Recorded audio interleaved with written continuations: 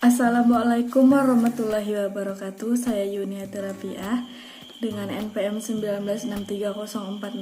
Saya dari kelas 3A non-reguler Banjarbaru. Nah, di video kali ini saya akan membuat program final project saya dengan mata kuliah program terstruktur menggunakan DevC++. Nah, di sini kami mendapat tugas dengan syarat dan ketentuan. Yang pertama, tipe data dan variabel minimal 3 jenis yang berbeda. Yang kedua, ada konstanta minimal 1 jenis. Yang ketiga, ada operator minimal 2 jenis. Kemudian ada if pemilihan minimal 2 jenis dari 3 jenis pemilihan. Kemudian ada perulangan minimal 2 dari 3 jenis perulangan. Yang terakhir ada array minimal 1. Nah, berhubung program saya melebihi 50 baris, di sini saya akan menjelaskan saja setiap barisnya.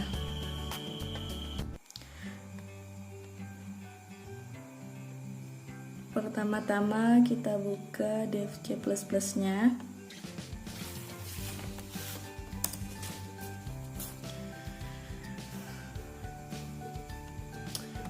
Di file ini kalau kita ingin membuat file baru, kita harus membuka search file atau Ctrl N. Berhubung saya sudah membuat program, saya open punya saya, dan ini ada project UAS, kita open. Nah,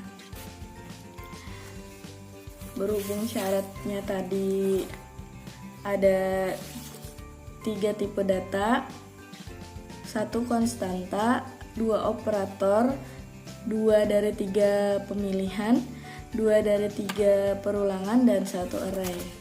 Saya membuat program aplikasi untuk pembayaran uang sekolah siswa. Nih, di sini ada include IOStream atau headernya. Nah, di sini itu include IOStream ini yaitu file header yang merupakan kepanjangan dari input, output, dan stream yang digunakan untuk memanggil file yang ada pada library file seperti fungsi input chain atau output cout. Nah, di sini ada define. Define ini merupakan konstanta yang bersifat tetap. Artinya nilai dalam konstanta ini tidak dapat diubah. Konstanta juga sering disebut sebagai variabel, namun nilainya tetap. Dalam C++ ini terdapat 2 cara untuk membuat konstanta. Yang pertama menggunakan ini kata kunci const dan menggunakan prepossessor directive yaitu define. Kemudian ini adalah namespace std. Namespace std ini digunakan untuk mendeklarasikan atau memberitahukan kepada compiler bahwa kita akan menggunakan semua fungsi yang terdapat dalam namespace std. Jadi kita tidak perlu lagi menuliskan std di depan cout ini. Kalau tidak memakai using namespace std, maka otomatis kita akan menuliskan std di setiap barisnya. In main, ini adalah program utamanya. Ini in pilihan ini merupakan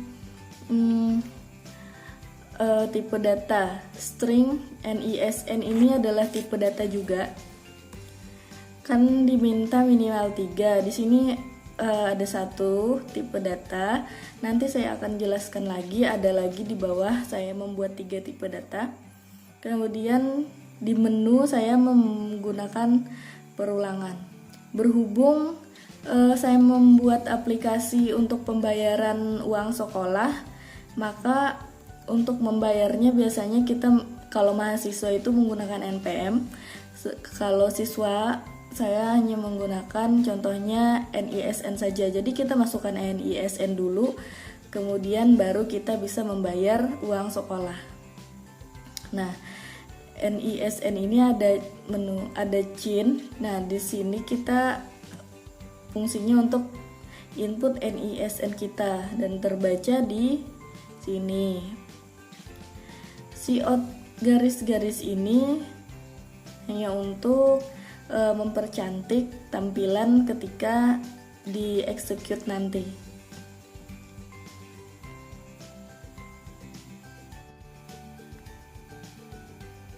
Jadi ini adalah tampilan menunya. Nih.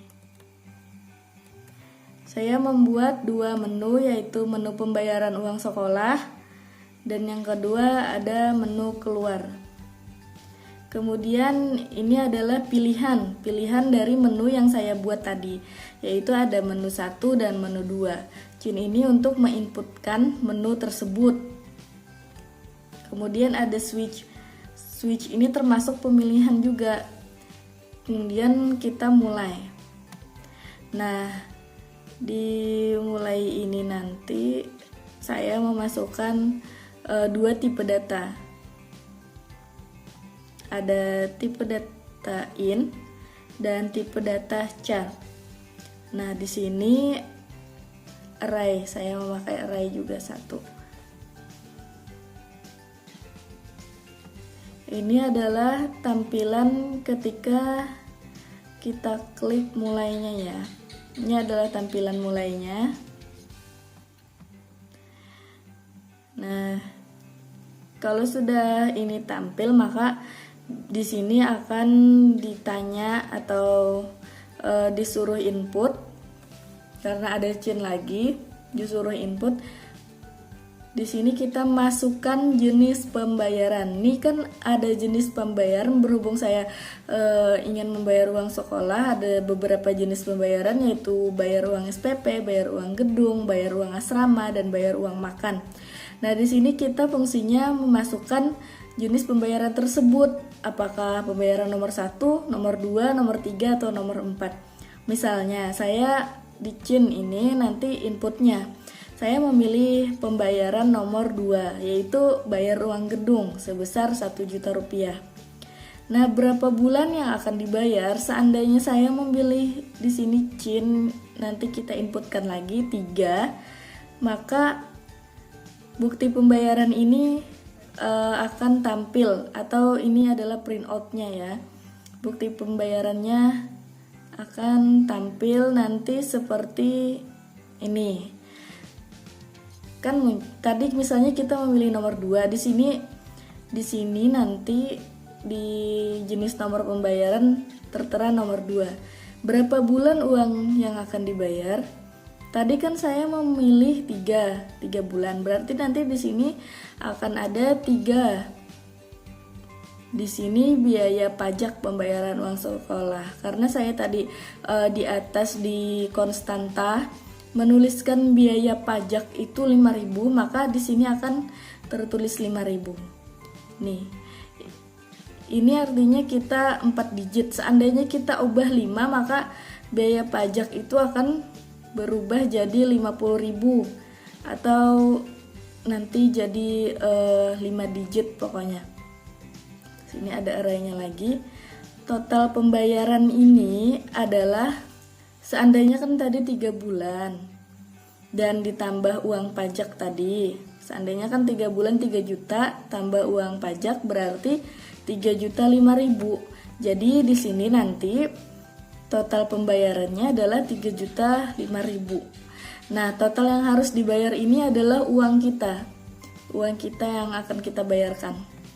Seandainya kita bayarkan 3.010.000, maka kembaliannya adalah 5.000.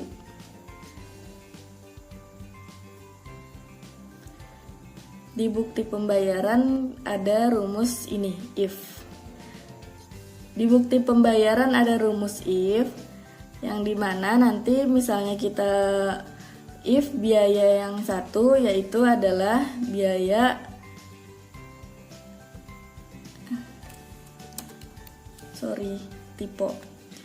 Nah, ini adalah pilihan pembayaran. If biaya 1, yaitu kalau kita memilih 1 berarti bayar uang SPP. Jadi jumlah bulan, ini kan total bayar. Total bayar ini adalah sama dengan jumlah bulan dikali SPP. Kalau ini biaya nomor 2, total bayar sama dengan jumlah bulan dikali gedung atau sama dengan bayar uang gedung. Nah, di sini biaya 3, total bayar sama dengan jumlah dikali asrama, yaitu adalah jumlah bulannya dikali uang asramanya. Jadi adalah bayar uang asrama. Yang keempat ada total bayar sama dengan jumlah bulan dikali makan. Ini adalah untuk pembayaran uang makan. Kemudian ada COT, jenis pembayaran tidak tersedia. Maksudnya ini adalah kalau kan ini pilihannya cuman ada 1, 2, 3, dan 4. Kalau kita memilih selain daripada 1, 2, 3, dan 4, misalnya kita memilih 5, maka akan muncul tulisan seperti ini, jenis pembayaran tidak tersedia. Maka dia akan kembali ke menu mulai. Nah, nanti dia akan kembali ke sini supaya kita nanti dia akan kembali ke sini. Nah, supaya kita menginputkan kembali di sini jenis pembayaran apa dan berapa bulan. Barulah nanti muncul bukti pembayarannya. Oh ya, ini tidak bisa dirubah lagi karena ini adalah konstanta define. Jadi di sini tetap segitu dan perkaliannya tetap. Nanti kalau kita sudah selesai, di sini ada nanti menu lanjut pembayaran. Kita pilih iya atau tidak. Kalau kita pilih iya, maka dia akan menginputkan kembali. Nah, kalau kita pilih tidak, maka dia akan keluar. Nah, ini adalah komentar lagi yang saya buat. Ini tidak akan tampil ketika saya running ya. Ini hanya komentar biasa saja. Karena saya sudah membuat program dengan 3 tipe data, yaitu tipe data string, int, dan char. Dan 2 konstanta yaitu define dan const. Ada do, perulangan, dan ini ada for. Untuk switch pilihan ada 4 if,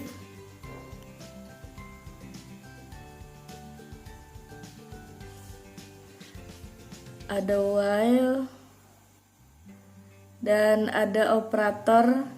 Operator itu adalah simbol ini kali, operator perkalian,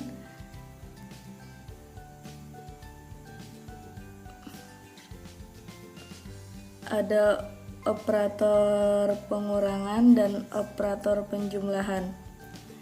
Kemudian kita compile, di execute, compile, atau klik F9. Kalau hasilnya error 0, warning 0, berarti program berhasil. Kemudian kita running F10.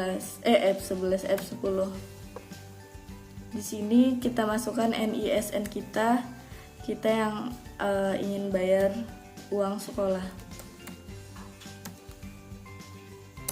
Seandainya seperti itu. Nah, ini adalah menu kantor komite sekolah. Kita pilih 1 untuk pembayaran uang sekolah.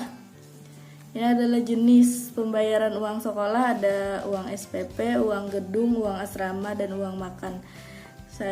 Contohnya kita bayar uang asrama, yaitu kita pilih nomor 3.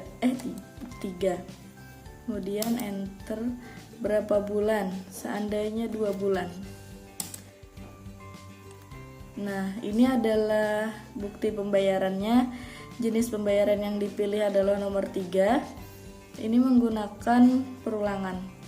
Ya, di sini berapa bulan jumlah uang sekolah yang akan dibayar? 2. Karena kita di sini tadi menulis 2, ini juga termasuk perulangan, maka di sini ada 2. Ini biaya pajak pembayaran uang sekolah. Karena biaya pajak pembayaran 5.000, maka di sini di total pembayaran seharusnya kan 1.400.000, karena ditambah pajak sekolah maka 1.405.000. Ini total yang harus dibayarnya adalah uang kita. Seandainya uang kita 1.450.000,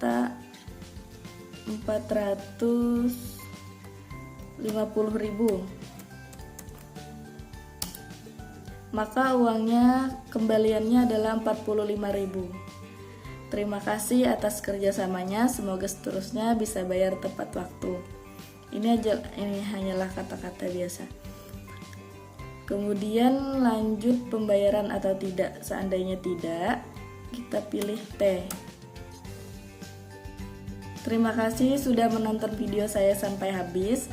Salah hilap mohon maaf. Apabila ada kesalahan dalam penjelasan mohon dimaafkan karena saya juga masih dalam tahap belajar. Wassalamualaikum warahmatullahi wabarakatuh.